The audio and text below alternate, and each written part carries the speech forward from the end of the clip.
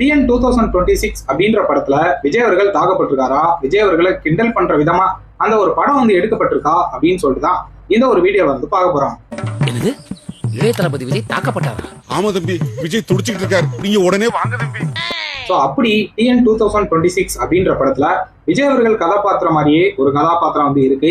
உஸ்னி ஆனந்த் அவர்கள் மாதிரி, செங்கோட்டையன் அவர்கள் மாதிரி, சீமான் அவர்கள் மாதிரி, சோ இப்படி அரசியல் பிரபலங்கள் மாதிரி அங்க கதாபாத்திரம் வந்து வைக்கப்பட்டிருக்கு. அதை தாண்டி ஏழை சினிமாக்கார பயிலே இது வந்து தமிழ்நாடு, சோ இங்க வாழ நினைக்கலாம், ஆனா நீ ஆள நினைக்கிற பத்தியா, இது வந்து தப்பு இல்ல அப்படின்ற மாதிரி ஒரு வசனமும் வந்து இருக்கு. அதை தாண்டி திமுக கட்சியை பத்தி ஓம் சக்தி பராசக்தி, திமுக ஒரு தீய சக்தி அப்படின்னு சொல்லிட்டு சொல்லாம இன்டைரக்டா வசனங்களும் வந்து வைக்கப்பட்டிருக்கு. அப்படின்ற பட்சத்துல இந்த மூவி தாவேகா கட்சியோ, விஜய் அவர்களையோ, திமுக கட்சியோ, ஸ்டாலின் அவர்களையோ விமர்சனம் பண்ணி அவங்களுக்கு எதிராக எடுக்கப்பட்ட படமா அப்படின்னு கேட்டா கண்டிப்பா கிடையாது அப்படின்னு தான் வந்து சொல்லணும். வேகம் இருந்தா பத்தாது, விவேகமும் வேணும் அப்படின்ற மாதிரி சினிமாவில கதை மட்டும் இருந்தா போதாது, மக்களோட கனெக்ட் வந்து இருக்கணும். ஸோ அப்படி இந்த 2026ல அரசியல் ரொம்பவே ஆச்சரியமா வந்து இருக்கு, ரொம்பவே பரபரப்பா எதிர்பார்ப்போட இருக்கு. அப்படின்ற பட்சத்துல அந்த அரசியல் களத்தை யூஸ் பண்ணி அங்க யூஸ் பண்ணக்கூடிய வார்த்தைகளை யூஸ் பண்ணி ஒரு படமா வந்து எடுத்திருக்காங்க.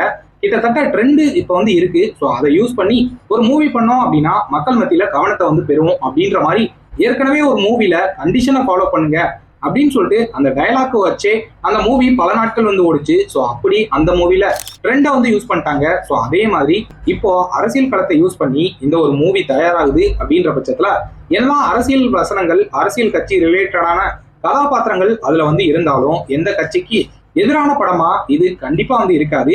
அந்த ட்ரெண்டை வந்து யூஸ் பண்ணிட்டாங்க, அந்த ட்ரெண்டான டயலாக்ஸை வந்து யூஸ் பண்ணிட்டாங்க. அதே மாதிரி கதாபாத்திரங்களை அமைச்சு மக்கள் மத்தியில கவனத்தை வந்து இருக்கிறாங்களே ஒழிய இது எந்த கட்சிக்கும் எதிரான படமே வந்து கிடையாது.